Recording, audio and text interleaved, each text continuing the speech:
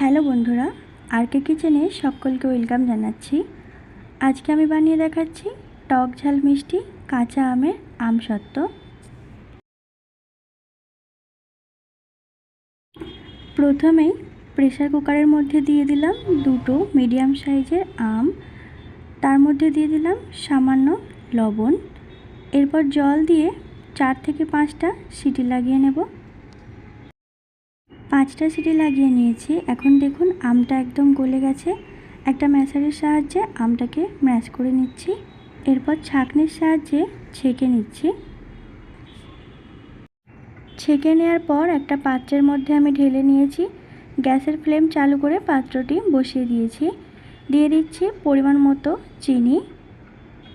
চিনি দিয়ে মিডিয়াম ফ্লেমে 2 থেকে 3 মিনিট জাল করে নিচ্ছি। যে পাত্রে আমি আমসত্ত্ব বানাবো সেই পাত্রে আমি ঘি লাগিয়ে নিলাম। আপনারা চাইলে সাদা তেলও ব্যবহার করতে পারেন, তবে সরষের তেল ব্যবহার করবেন না।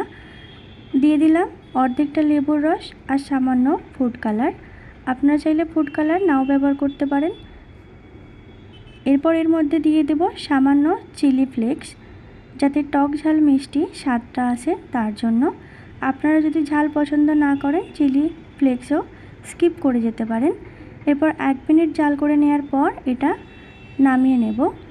নামিয়ে নেওয়ার পর এখন পাত্রের মধ্যে ঢেলে নিচ্ছি। এরপর রোদে রেখে দেব পুরো 1 দিন। যদি পাতলা করে পাত্রের মধ্যে ঢালেন মিশ্রণটা, তাহলে 1 দিনেই শুকিয়ে যাবে।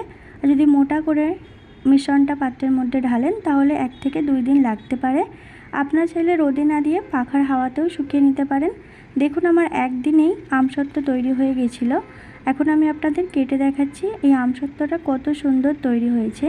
আমার এই আমসত্ত্বের রেসিপি যদি আপনাদের ভালো লেগে থাকে প্লিজ একটি লাইক দেবেন। আমার চ্যানেলটি সাবস্ক্রাইব করবেন, পাশে থাকা বেল আইকনটি প্রেস করবেন, যাতে আমি কোনো নতুন ভিডিও আপলোড করলে সেটার নোটিফিকেশন আপনার কাছে পৌঁছায়। অবশ্যই বাড়িতে বানিয়ে দেখবেন আর আমাকে কমেন্ট করে জানাবেন আপনাদের কেমন লাগলো। ধন্যবাদ।